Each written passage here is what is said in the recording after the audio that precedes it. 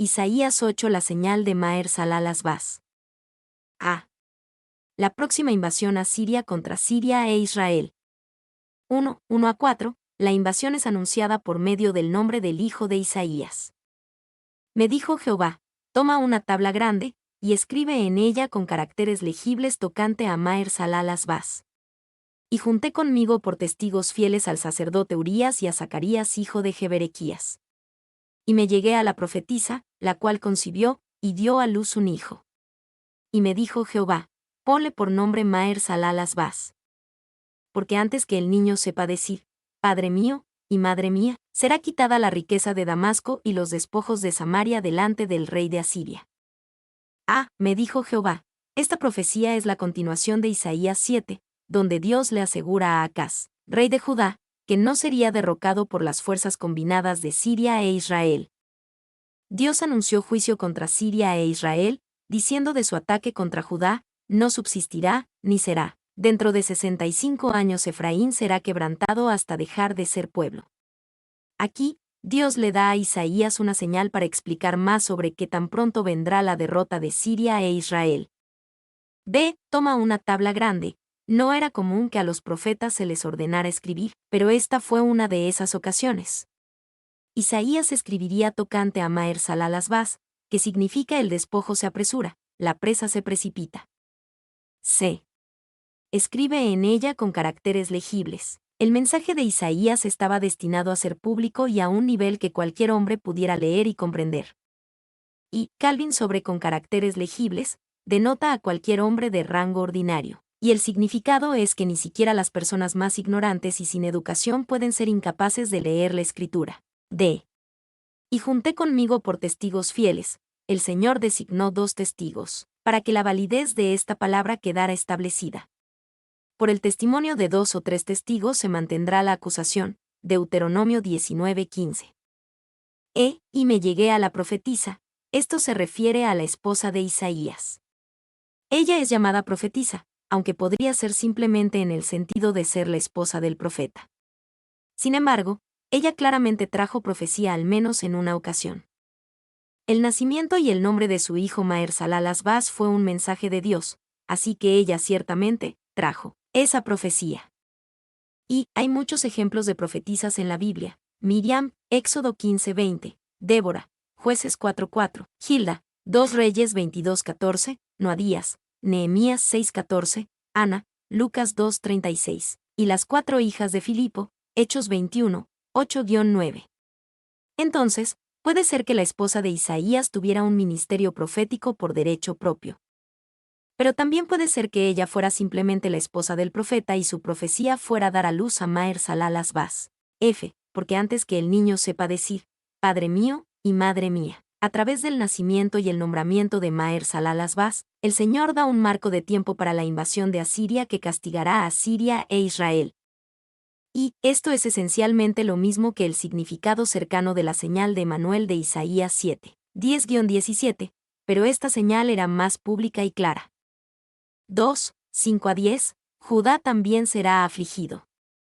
Otra vez volvió Jehová a hablarme, diciendo: por cuanto desechó este pueblo las aguas de Siloé, que corren mansamente, y se regocijó con Resín y con el hijo de Remalías, he aquí, por tanto, que el Señor hace subir sobre ellos aguas de ríos, impetuosas y muchas, esto es, al rey de Asiria con todo su poder, el cual subirá sobre todos sus ríos. Y pasará sobre todas sus riberas, y pasando hasta Judá, inundará y pasará adelante, y llegará hasta la garganta, y extendiendo sus alas, llenará la anchura de tu tierra, oh Emanuel. Reuníos, pueblos, y seréis quebrantados, oíd, todos los que sois de lejanas tierras, ceñíos, y seréis quebrantados, disponeos, y seréis quebrantados. Tomad consejo, y será anulado, proferid palabra, y no será firme, porque Dios está con nosotros. Por cuanto desechó este pueblo las aguas de Siloé, que corren mansamente. La gente del reino del norte de Israel no apreciaba las corrientes mansas, las aguas de Siloé. En cambio, se regocijaban en líderes corruptos, con Resín y con el hijo de Remalías. Por lo tanto, Dios les dará un tipo diferente de río, aguas de ríos, impetuosas y muchas. Y el pequeño arroyo de Siloé brotaba del monte Sión en el lado suroeste de Jerusalén. Fluía tan suavemente como el aceite sin ningún murmullo. La existencia y la continuación de Jerusalén dependían de él. Búltemi. 2. La capital del imperio asirio era Nínive y la ciudad de Nínive se fundó sobre un gran río, el Tigris. El imperio asirio también se centraba al otro lado de otro poderoso río, el Éufrates. Toda la tierra de Israel simplemente no tenía un río como el Éufrates o el Tigris. Dios está usando la diferencia entre las pequeñas, humildes, pero adecuadas aguas de Israel y los poderosos, pero incontrolados ríos de Asiria para hacer un punto. Es como si Dios estuviera diciendo, ¿no te gusta lo que te he dado, persistes en rechazar lo que te doy? Entonces te daré algo diferente, pero tampoco te gustará. 3. Las pequeñas y tranquilas aguas deberían ser más altamente valoradas por nosotros que los grandes y rápidos ríos. De todas las naciones, no deberíamos envidiar los grandes poderes de los impíos. Calvin. B. El cual subirá sobre todos sus ríos, y pasará sobre todas sus riberas. Como un gran río en una inundación, el ejército asirio no se quedará confinado a sus orillas. En cambio, fluirán sobre su ataque contra Israel y Siria, e inundarán a Judá con violencia y destrucción, y pasando hasta Judá. C. Y llegará hasta la garganta, Asiria conquistaría por completo la nación del norte de Israel. Las 10 tribus del norte dejarían de ser una nación después de que los asirios las conquistaran. Pero los asirios no conquistarán al reino del sur de Judá. Ellos los inundarán, llenará la anchura de tu tierra, y les llegará hasta la garganta, pero no por encima de sus cabezas. Judá sobreviviría a la invasión asiria, pero sufriría mucha destrucción por parte de los asirios. Y, ciertamente, 2 de Reyes 18:13 describe la extensión de la invasión asiria sobre Judá. A los 14 años del rey Ezequías, subió Sennacherib rey de Asiria contra todas las ciudades fortificadas de Judá, y las tomó. Sin embargo, Ezequías pudo mantener al rey de Asiria alejado de Jerusalén, y apenas pudo sobrevivir, comprando su favor con las riquezas del templo, incluso quitando el oro de las puertas del templo para apaciguar al rey pagano. 2. La historia sagrada nos asegura que estas cosas se cumplieron, pues los asirios, a quienes los judíos llamaron por ayuda, los destruyeron. Este fue el justo castigo de su desconfianza. Y vemos en él un ejemplo sorprendente de la malvada codicia de los hombres, que no pueden estar satisfechos con la promesa y la ayuda de Dios. Calvin. D.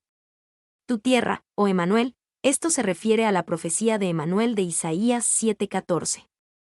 La tierra que invadirán los asirios no pertenece realmente a Judá ni al rey Acaz. Pertenece al Señor Dios, al Mesías venidero, a Emanuel. Disponeos, y seréis quebrantados. Proferid palabra, y no será firme, porque Dios está con nosotros. Las víctimas de esta invasión asiria, Siria, Israel y Judá, podrían prepararse para la invasión todo lo que quisieran. Disponeos. Pero toda su preparación no los protegería, y seréis quebrantados. Podrían tomar consejo, y será anulado. Todos sus planes, palabras e ideas no será firme, porque Dios está con nosotros. Se iba a hacer la voluntad de Dios, a pesar de todos los planes y preparativos que Siria, Israel y Judá pudieran hacer en su contra. ¿Y quiénes son el nosotros de Dios está con nosotros? En cierto sentido, el nosotros es el ejército asirio porque fueron los instrumentos del juicio de Dios contra Siria, Israel y Judá. Nada podía detener al ejército asirio, porque incluso si no lo sabían, o incluso si sus propios corazones estaban equivocados en el asunto, Dios los estaba usando. Pero el nosotros también es el profeta mismo. Como mensajero de Dios, su palabra se cumpliría sin importar lo que las 3 naciones hicieran para prepararse contra ella. 2. Dios está con nosotros también alude a la profecía de Emanuel, porque Emanuel significa Dios con nosotros. B. ¿Cómo se puede preparar Judá para esta invasión? 1. 11-15. Prepárense temiendo a Dios, no a Asiria. Porque Jehová me dijo de esta manera con mano fuerte, y me enseñó que no caminase por el camino de este pueblo, diciendo, no llaméis conspiración a todas las cosas que este pueblo llama conspiración, ni temáis lo que ellos temen, ni tengáis miedo. A Jehová de los ejércitos, a él santificad, sea él vuestro temor, y él sea vuestro miedo. Entonces él será por santuario, pero a las 2 casas de Israel, por piedra para tropezar, y por tropezadero para caer, y por lazo y por red al morador de Jerusalén. Y muchos tropezarán entre ellos, y caerán, y serán quebrantados, y se enredarán y serán apresados. No llaméis conspiración, ni tengáis miedo. Isaías, y todo el pueblo de Judá, eran tentados a ceder al miedo y al pánico, pues sabían el lugar peligroso en el que se encontraban. En el momento de esta profecía, los ejércitos combinados de Israel y Siria habían destruido gran parte de Judá. Sus ejércitos rodeaban Jerusalén o estaban en camino. Planeaban deponer al rey Acaz de Judá y poner a su propio hombre en el trono. Isaías 7:6. Ahora, la profecía de Isaías declaraba que los ejércitos de Siria e Israel no tendrían éxito en conquistar a Judá, pero que los asirios, en quienes confiaban para ayudarlos, los atacarían y les harían mucho daño. En medio de todo esto, sería fácil dejar que su corazón o su mente se asentaran en conspiraciones y amenazas. Pero Dios les dice que no lo hagan. Ve a Jehová de los ejércitos, a él santificad, sea el vuestro temor. En lugar de temer a conspiraciones y amenazas, teme a Dios. No te veas a merced de ejércitos enemigos, estás en las manos de Dios. Preocúpate por tu posición con el Señor en lugar de por tus enemigos. C. Entonces Él será por santuario, el Señor será nuestro lugar sagrado y nuestro lugar de protección. Él nos mantendrá a salvo de nuestros enemigos. D. Por piedra para tropezar, y por tropezadero para caer, para los que confían en Él, el Señor será por santuario. Pero para los que no lo hacen, Él será una piedra para tropezar, y por tropezadero para caer. En lugar de encontrar protección en el Señor, ellos se tropezarán en Él y caerán a destrucción. Ciertamente, muchos tropezarán entre ellos, y caerán, y serán quebrantados.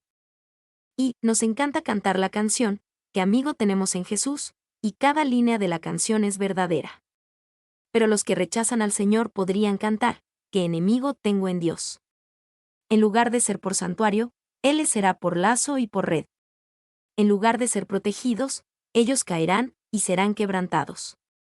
Con razón el Salmo 2:12 dice, honrad al Hijo, para que no se enoje, y perezcáis en el camino, pues se inflama de pronto su ira. Bienaventurados todos los que en Él confían. 2. Sabemos que Jesús es piedra para tropezar, y por tropezadero para caer, 1 Pedro 2, 6-8. Esta es una declaración contundente de la deidad de Jesús, porque claramente en Isaías 8, 13-14, Jehová de los ejércitos es la piedra, y claramente en 1 Pedro 2, 6-8, Jesucristo es la piedra. 3. Esta misma idea está detrás de la declaración de Simeón cuando sostuvo al niño Jesús, como se registra en Lucas 2:34. He aquí, este está puesto para caída y para levantamiento de muchos en Israel, y para señal que será contradicha. 2, 16-18, prepárense esperando en el Señor. Ata el testimonio, sella la ley entre mis discípulos. Esperaré, pues, a Jehová, el cual escondió su rostro de la casa de Jacob, y en él confiaré. He aquí, yo y los hijos que me dio Jehová somos por señales y presagios en Israel, de parte de Jehová de los ejércitos, que mora en el monte de Sión. Esperaré pues a Jehová. Esperar en el Señor no es una inactividad pasiva. Significa esperar en Jehová como lo haría un camarero en una mesa. Significa estar totalmente atento al Señor, enfocado en cada uno de sus movimientos y responder a cada uno de sus deseos. A veces significa inactividad, pero incluso eso es una inactividad activa, donde nos paramos frente al Señor, totalmente enfocados en Él, esperando lo que Él quiere a continuación. Y, en el tiempo en el que Isaías habló, los líderes y el pueblo de Judá estaban esperando a los ejércitos de Israel y Siria, porque estaban bajo ataque. Al enterarse del peligro de los asirios, se sentirían tentados a concentrarse en ellos. Pero su enfoque estaba en estos ejércitos, no en el Señor. Isaías dice, peleen contra Siria e Israel poniendo su enfoque en el Señor. Prepárense para el próximo ataque de Asiria esperando en el Señor en lugar de en sus enemigos. B. Ata el testimonio. Sella la ley entre mis discípulos. Esperar en el Señor está conectado con su palabra. Podemos esperar en el Señor esperando en su palabra. C. He aquí, yo y los hijos que me dio Jehová somos por señales y presagios en Israel, Isaías había sido llamado a profetizar y usa a sus hijos en sus mensajes proféticos. Isaías 7:3, 8:3. Por lo que declaró: He aquí, yo y los hijos que me dio, es como si le estuvieran diciendo: míranos. Nosotros somos el mensaje. Y el nombre Maher Salal-Hasba significa: el despojo se apresura, la presa se precipita. Esto hablaba del ataque venidero contra Siria, Israel y Judá por parte de Asiria. El nombre Sear-Jasub significa: un remanente regresará. Esto hablaba de la restauración que Dios eventualmente traería. El nombre Isaías significa: la salvación es de Jehová. Esto hablaba de la actitud y la esperanza que Judá necesitaba tener. 2. Nosotros también somos los hijos de Dios y somos su mensaje. Hebreos 2, 11-13 cita este pasaje para comunicar esta verdad, porque el que santifica y los que son santificados, de uno son todos, por lo cual no se avergüenza de llamarlos hermanos, diciendo: He aquí, yo y los hijos que Dios me dio. Así como los hijos de Isaías fueron testigos vivientes de la verdad de la palabra de Dios, nosotros también lo somos como hijos de Dios. 3, 19-22, prepárense buscando su luz y palabra, no las tinieblas del oculto. Y si os dijeren, preguntad a los encantadores y a los adivinos, que susurran hablando, responded: ¿no consultará el pueblo a su Dios? ¿Consultará a los muertos por los vivos? A la ley y al testimonio. Si no dijeren conforme a esto, es porque no les ha amanecido. Y pasarán por la tierra fatigados y hambrientos, y acontecerá que teniendo hambre, se enojarán y maldecirán a su rey y a su Dios, levantando el rostro en alto. Y mirarán a la tierra, y he aquí tribulación y tinieblas, oscuridad y angustia, y serán sumidos en las tinieblas. Preguntad a los encantadores y a los adivinos, en el peligro actual de Siria e Israel, y en el peligro venidero de Asiria. Judá se verá tentado a buscar guía y consuelo de los encantadores y los adivinos. Isaías expone la insensatez de esto cuando dice: no consultará el pueblo a su Dios. Consultará a los muertos por los vivos. Y, cuando estás en problemas, ¿no deberías buscar a tu Dios? Si no puedes confiar en tu Dios cuando estás en problemas, entonces ¿de qué te sirve tu Dios? 2. ¿Qué sentido tiene consultar a los muertos por los vivos? Los muertos están muertos, los vivos están vivos. El Dios viviente habla a través de su palabra viviente y su pueblo viviente para guiarnos. No hay razón para consultar a los muertos. 3. Este pasaje también expone la insensatez de orar a los santos. Debería hacerse exactamente la misma pregunta: ¿consultarán a los muertos por los vivos? B. A la ley y al testimonio. Olvídense de los encantadores, los adivinos y los muertos. En lugar de todo ese engaño y necedad, a la ley y al testimonio. Vayan a la palabra de Dios. Y, la ley y el testimonio, cada una se refiere a la palabra de Dios. Podríamos decir que ley se refiere a los mandamientos santos de Dios, y testimonio se refiere a sus tratos con su pueblo, según se registra en su palabra. Pero eso podría ser rebanarlo demasiado delgado, porque a menudo se repiten términos similares para la palabra de Dios, no por la distinción, sino por el énfasis. 2. ¿Cómo debe ser proclamado a nuestros predicadores hoy, a la ley y al testimonio? Basta del uso excesivo de anécdotas y chistes. Basta del énfasis en el entretenimiento y las historias cursis. Basta de satisfacer a los que tienen comezón en los oídos. Basta de los pasatiempos principales y las manías. A la ley y al testimonio. 3. Recordemos, como ministros del Evangelio, lo que dijo bellamente M. Chaney: depende de ella, dijo él, es la palabra de Dios, no el comentario del hombre sobre la palabra de Dios, lo que salva almas, y he señalado que si alguna vez tenemos una conversión en cualquier momento, en 99 casos de 100. La conversión se puede rastrear más bien en el texto, o en alguna escritura citada en el sermón, que en cualquier dicho trivial u original del predicador. Es la palabra de Dios la que rompe los grilletes y libera al prisionero, es la palabra de Dios la que salva almas instrumentalmente, y por lo tanto, llevemos todo a la piedra angular. Spurgeon.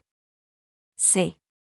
Si no dijeren conforme a esto, es porque no les ha amanecido. Si hay un desacuerdo entre la palabra de Dios y la palabra del mensajero, no es difícil averiguar quién está equivocado. El mensajero se equivoca. La palabra juzga al mensajero, el mensajero no juzga la palabra. D. Y serán sumidos en las tinieblas. Cuando se olvidan de la palabra de Dios y confían en encantadores y adivinos y en los muertos, están cortejando a las tinieblas, no a la luz. Mi nombre es Demim. Soy tu asistente personal. Mi sitio en internet es demim.es.tl.